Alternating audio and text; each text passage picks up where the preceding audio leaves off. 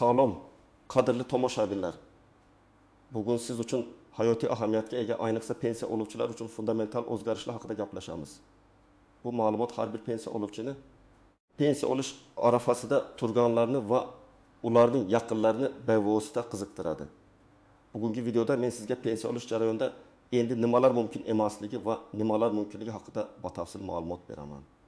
Bu har bir inson bilishi shart bo'lgan o'ta muhim mavzu. Shuning uchun hozirroq kanalga obuna bo'ling va videoga like bosing, toki bu muhim ma'lumotni hech qachon unutmasligingizni ta'minlaylik. Muammoning mohiyati yaqin vaqtgacha pensiya tizimi o'ziga xos qoidalar va shartlarga ega edi. Ko'plab odamlar yillab yashagan ushbu qoidalarni juda yaxshi bilishardi. Masalan, ayrim turdagi pensiyalar, jumladan yoshga doir pensiyalar. Agar pensiya oluvchi ishlasa, to'liq miqdorda to'lanardi. Biroq nogironlik pensiyalari yoki boquvchisini yo'qotganlik pensiyalari kabi boshqa turdagi pensiyalarni olishda qo'shimcha daromad cheklovlari mavjud edi. Bu murakkabliklar odamlarning huquqiy savodxonligini oshirish zaruratini keltirib chiqardi. Pensiya oluvchilar ko'pincha men pensiya olaman, demak ishlay olmasligim kerakmi degan savolga javob topa olishmasdi. Yoki agar men ishlasam, pensiyam qisqaradimi kabi qo'rquvlar bilan yashashardi. Oldinlari bu savollarga javob berishda ba'zan noaniqliklar mavjud edi. Chunki har bir holatga qonunchilikning turli bandlari qo'llanilardi va bu tushunmovchiliklarga sabab bo'lardi. Endi esa vaziyat tubdan o'zgardi. Qonunchilikka kiritilgan so'nggi o'zgartirishlar, ayniqsa O'zbekiston Respublikasi Prezidentining tegishli farmon va qarorlari, shuningdek Vazirlar Mahkamasining pensiya ta'minotiga oid nizomlari bilan pensiya tizimi sezilarli darajada soddalashtirildi va modernizatsiya qilindi.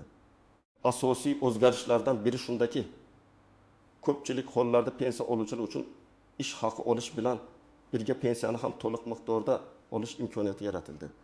Bu pensiya oluvchilarning ijtimoiy faolligini oshirish, ularning iqtisodiy mustaqilligini ta'minlash va mehnat bozorida qatnashish imkoniyatlarini kengaytirishga qaratilgan juda muhim qadamdir. Biroq bu o'zgarishlar barcha turdagi pensiyalarga bir xil darajada ta'sir qilmaydi va muayyan cheklovlar yoki shartlar saqlanib qolishi mumkin. Aynan shu jihatlarni batafsil tushuntirish bugungi videomizning asosiy maqsadi. Nimalarni bilish kerak? Kim xavotir olish kerak? Kimga esa hojat yo'q? Keling, endi har bir jihatni chuqurroq ko'rib chiqamiz. Misollar bilan tushuntiramiz. Birinchidan, yoshga doir pensiya oluvchilar. Bu eng katta guruhdir. Ilgari ham yoshga doir pensiya oluvchilar ishlashlari va pensiyalarni to'liq miqdorda olishlari mumkin edi. Ammo ba'zi noaniqliklar va bu imkoniyat haqida yetarli ma'lumotga ega bo'lmaganlar bor edi. Endi esa bu norma yanada mustahkamlandi va amalda har bir yoshga doir pensiya oluvchi uchun to'liq hajmda ish haqi olish bilan birga pensiyani ham to'liq miqdorda olish kafolatlanadi. Misol, o'qituvchi Saodat opa 65 yoshda. U yoshga doir pensiya oladi. Shuningdek, u maktabda part-time ishlashda davom etib oylik maosh oladi. Oldin Saodat opa ba'zan ishlasam pensiyam kesilmasmikin deb o'ylardi. Ba'zi eski qonunlar yoki noto'g'ri tushunchalar sababli shunday fikrlar paydo bo'lishi mumkin edi. Biroq hozirgi qonunchilikka ko'ra Saodat opa ham pensiyasini, ham ish haqini to'liq miqdorda olish huquqiga ega. Pensiya jamg'armasi uning ish haqi olayotgani sababli pensiyasini bir tiyinga ham qisqartirmaydi. Bu uning iqtisodiy holatini sezilarli darajada yaxshilaydi va unga o'z bilim va tajribasini yosh avlodga yetkazishda davom etish imkonini beradi. Bu o'zgarish pensiya oluvchilarning faol hayot tarzini qo'llab-quvvatlashga xizmat qiladi. Saodat opaning o'zi ham o'zini yanada foydali his qiladi. Chunki u nafaqat pensiya bilan yashaydi, balki o'z mehnati bilan jamiyatga foyda keltiradi va moliyaviy barqarorligini oshiradi. Bu pensiya oluvchilarning psixologik holatiga ham ijobiy ta'sir ko'rsatadi. Chunki ular o'zlarini jamiyatning to'laqonli a'zosi sifatida his qilishadi. Ikkinchidan, nogironlik pensiyalari. Bu yerda ham juda muhim o'zgarishlar bor. Ilgari nogironlik pensiyasi oluvchilarning ish haqi miqdori pensiya miqdoriga ta'sir qilishi mumkin edi. Ayniqsa ish haqi ma'lum bir miqdordan oshsa, bu nogironligi bo'lgan shaxslarning mehnat faoliyatini cheklab qo'yar edi. Ular ishga joylashishdan yoki yuqori haq to'lanadigan ishni bajarishdan qo'rqishardi. Chunki bu ularning pensiyasini kamaytirishi mumkin edi. Bu albatta nogironligi bo'lgan fuqarolarning jamiyatga integratsiyalashuviga to'sqinlik qilar edi.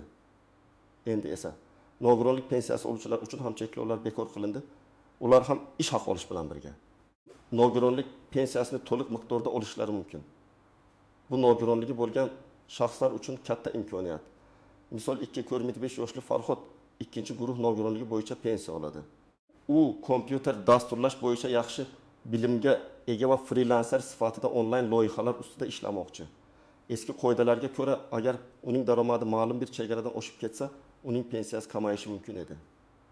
Bu Farhodni ko'proq ishlashdan yoki katta loyihalarni olishdan cheklalardi. Endi esa Farhod bemalol o'z bilimini qo'llashi, loyihalar olishi va daromadini oshirishi mumkin. Uning frilanserlik faoliyatidan olgan daromadi uning nogironlik pensiyasining miqdoriga mutlaqo ta'sir qilmaydi. U har oyda ham pensiyasini, ham o'z daromadini to'liq oladi. Bu Farhodga nafaqat moliyaviy mustaqillikni beradi, balki uning o'ziga bo'lgan ishonchini oshiradi va jamiyatga faol integratsiyalashuviga yordam beradi. Uning oilasi uchun ham bu katta yordamdir. Uchinchidan, boquvchisini yo'qotganlik pensiyalari. Bu pensiyalar odatda vafot etgan boquvchining qaramog'ida bo'lgan oila a'zolariga, asosan bolalar, talabalar yoki qariyalar va nogironlarga to'lanadi. Bu pensiya turi odatda oilaning moliyaviy ahvolini qo'llab-quvvatlashga qaratilgan. Ilgari, agar boquvchisini yo'qotganlik pensiyasini oluvchi shaxs ishga joylashsa yoki o'z daromadiga ega bo'lsa, bu pensiya miqdoriga ta'sir qilishi mumkin edi. Masalan, ba'zi hollarda agar qaramog'idagi shaxs o'zini o'zi ta'minlash darajasiga yetadigan daromadga ega bo'lsa, pensiya kamaytirilardi yoki to'lov to'xtatilardi. Bu esa ko'plab oilalarni qiyin ahvolga solib qo'yar edi. Chunki ular qo'shimcha daromad topishdan qo'rqishardi. Endi esa vaziyat ancha yengillashdi. Boquvchisini yo'qotganlik pensiyasini oluvchilar ham agar ular ishga joylashsa yoki boshqa daromad manbalariga ega bo'lsa, pensiyani to'liq miqdorda olish huquqiga ega. Misol 3-20 yoshli Madina universitetda o'qiydi va otasidan qolgan boquvchisini yo'qotganlik pensiyasini oladi. U darsdan keyin kafe-restoranda ofitsiant bo'lib part-time ishga joylashdi. Ilgari u ishga kirishdan ikkilanardi. Chunki eshitishicha ishlasa pensiyasi qisqarishi mumkin edi. Lekin hozirgi qonunlarga ko'ra Madina ham pensiyasini ham o'z ish haqini to'liq miqdorda olishi mumkin.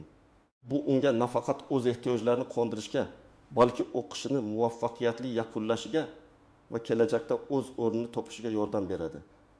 U o'z bilimini oshirish va tajriba orttirish imkoniyatiga ega bo'ladi. Bu Madina kabi yoshlar uchun juda katta stimuldir. 4-dan bank kartalari va pensiyalar. Bu sohada ham muhim yengilliklar kiritildi. Ilgari pensiyalarni naqd pulda olishda ma'lum bir muammolar yuzaga kelishi mumkin edi. Ba'zan pensiya tarqatuvchi tashkilotlar yoki pochta bo'limlarida navbatlar uzoq bo'lardi yoki naqd pul yetishmasligi muammosi uchrar edi. Hozirgi kunda pensiyalar to'ligicha bank kartalariga o'tkazilishi yoki bevosita bank hisob raqamlariga tushirilishi mumkin. Bu pensiya oluvchilar uchun qulaylik yaratadi va pensiya to'lovlarining o'z vaqtida va uzluksiz amalga oshirilishini ta'minlaydi. Bundan tashqari, plastik kartochka orqali hisob-kitob qilish, savdo va xizmat ko'rsatish shoxoblarida to'lovlarni amalga oshirish ham osonlashadi. Misol 4. Qishloqda yashovchi 7000 yoshli Boboqul aka pensiyasini har oy qishloq pochtasidan naqd pulda olar edi. Bu uchun u har oy pochtaga borib navbatda turishi kerak edi. Ba'zida esa pullar kechikardi. Endi Boboqul aka o'z pensiyasini bevosita bank kartasiga o'tkazish imkoniyatidan foydalangan. Har oy pensiya uning kartasiga tushadi va u naqd pulga ehtiyoj sezmaganda do'konlarda kartadan foydalanadi. Faqat zarur bo'lganda eng yaqin bankomatdan pul yechadi. Bu uning vaqtini tejaydi va moliyaviy operatsiyalarni ancha qulaylashtiradi. 5-dan norasmiy daromadlar. Pensiya oluvchilar orasida norasmiy ravishda qo'shimcha daromad topishga urinuvchilar ham bor.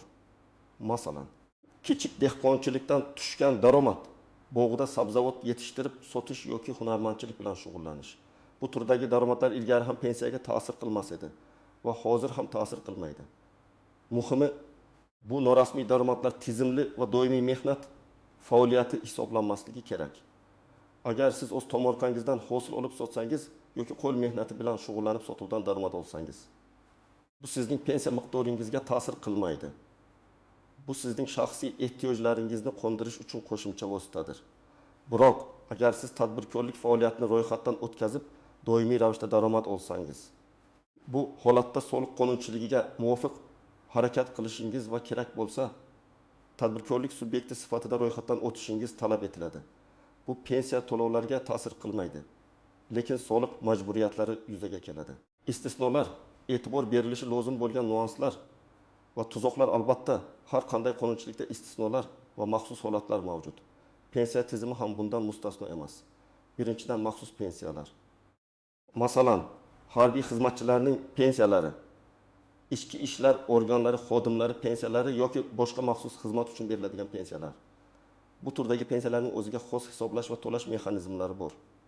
Ba'zi hollarda agar ushbu pensiya oluvchilar yana ishga joylashsalar, ularning pensiyalari ma'lum bir qoidalarga muvofiq qayta ko'rib chiqilishi mumkin. Masalan, agar harbiy xizmatdan pensiyaga chiqqan shaxs yana davlat organida ishga joylashsa, uning pensiyasi va ish haqi yig'indisi ma'lum bir maksimal chegaradan oshmasligi belgilanishi mumkin. Shuning uchun agar siz shunday maxsus pensiya oluvchisi bo'lsangiz va ishga joylashishni rejalashtirayotgan bo'lsangiz, albatta pensiya jamg'armasining hududiy bo'limiga murojaat qilib aniqlashtirishni maslahat beraman.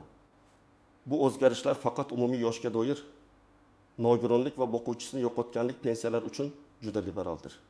Ikkinchidan, daromad deklaratsiyasi.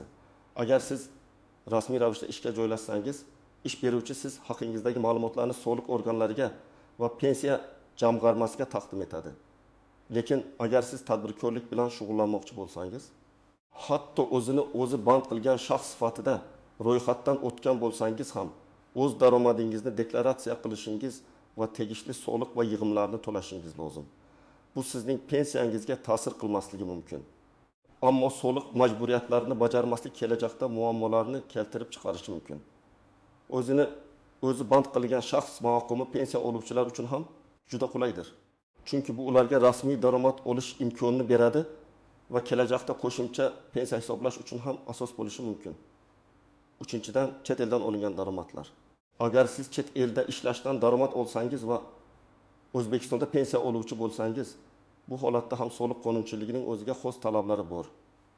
O'zbekistonning soliq rezidenti sifatida siz chet eldan olingan daromadlar bo'yicha ham hisobot berishingiz kerak bo'lishi mumkin. Bu sizning pensiyangizga bevosita ta'sir qilmasligi mumkin, ammo moliyaviy hisobot berish majburiyatini keltirib chiqarishi mumkin.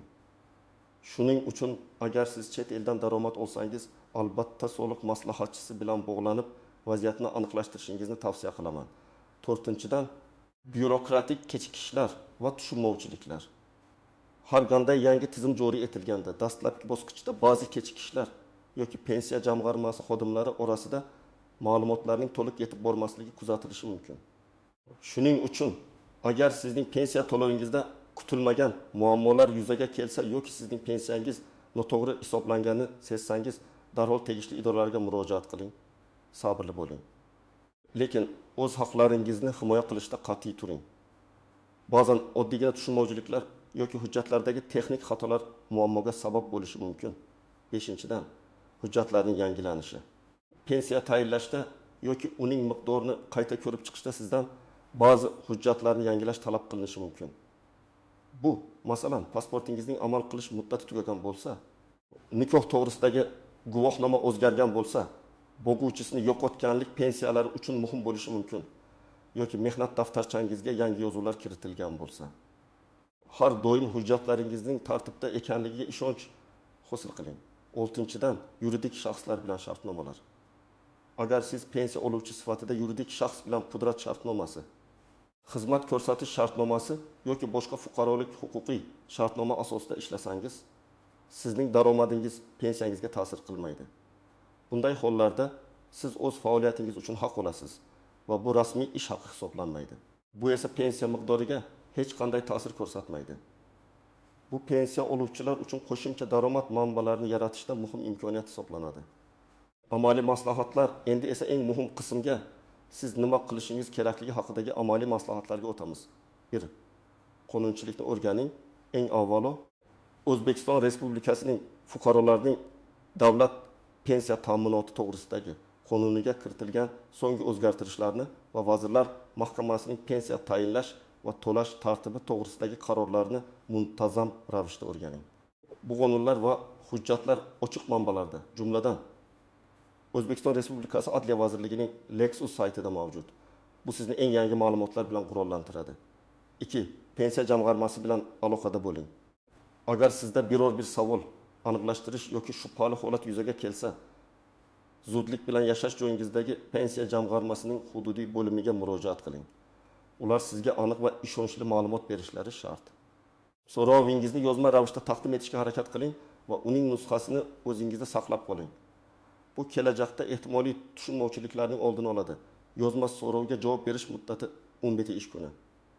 3. Hujjatlaringizni tayyorlang. Agar siz ishga joylashishni yoki tadbirkorlik faoliyatini boshlashni rejalashtirayotgan bo'lsangiz, quyidagi hujjatlarning tayyor ekanligiga ishonch hosil qiling. Pasport amal qilish muddati o'tmagan bo'lishi kerak. Mehnat daftarchasi agar mavjud bo'lsa va ish joyiga ega bo'lsangiz, pensiya guvohnomasi, ish haqi yoki daromad haqidagi ma'lumotnoma agar talab qilinsa. Ishga joylashish uchun hujjatlar, arizangiz, ish beruvchi bilan tuzilgan mehnat shartnomasi. Daromadingizni shaffoflashtiring. Agar siz qo'shimcha daromad topishni rejalashtirayotgan bo'lsangiz, uni rasmiy yo'llar bilan shaffoflashtirishga harakat qiling. Masalan, agar kichik biznes boshlamoqchi bo'lsangiz, tegishli tartibda ro'yxatdan o'ting. O'zini o'zi band qilgan shaxs yoki yakka tartibdagi tadbirkor sifatida. Bu nafaqat sizni qonuniy himoya qiladi, balki kelajakda pensiya miqdorini qayta hisoblashda ham foydali bo'lishi mumkin. 5. Qo'shimcha maslahat. Do'stlar, qo'shnilar yoki ishonchsiz manbalardan eshitgan gap so'zlarga emas, balki faqat rasmiy manbalar va mutaxassislar fikriga ishoning. Pensiya masalalari juda nozik va har bir holat individual ko'rib chiqilishi kerak. Shuning uchun pensiya jamg'armasining mutaxassislari bilan bevosita muloqot qilish eng to'g'ri yo'ldir. Xulosa va yakuniy chaqiriq aziz do'stlar, bugun biz pensiya oluvchilar uchun juda muhim bo'lgan nimalar endi mumkin emas va nimalar mumkin degan mavzuni batafsil ko'rib chiqdik. Esingizda bo'lsin, O'zbekistonning pensiya tizimiga kiritilgan yangi o'zgarishlar asosan pensiya oluvchilarning ijtimoiy himoyasini kuchaytirishga, ularning iqtisodiy mustaqilligini oshirishga va faol hayot tarzini qo'llab-quvvatlashga qaratilgan. Ko'pgina hollarda endi pensiya oluvchilar ish haqi olish bilan birga o'z pensiyalarini to'liq miqdorda olishlari mumkin. Bu katta imkoniyat. Biroq har bir holatni individual ko'rib chiqish va rasmiy idoralar bilan maslahatlashish muhimdir. Umid qilamanki, bugungi video siz uchun foydali va tushunarli bo'ldi. Sizning fikringiz biz uchun juda muhim. Bugungi mavzu bo'yicha o'z savollaringizni, fikrlaringizni va tajribalaringizni sharhlar bo'limida qoldiring. Bu boshqa tomoshabinlar uchun ham foydali bo'lishi mumkin. Videoga like bosishni unutmang va albatta kanalga obuna bo'ling. Toki bunday muhim va hayotiy ma'lumotlarni hech qachon o'tkazib yubormang. Keyingi videolarda ko'rishguncha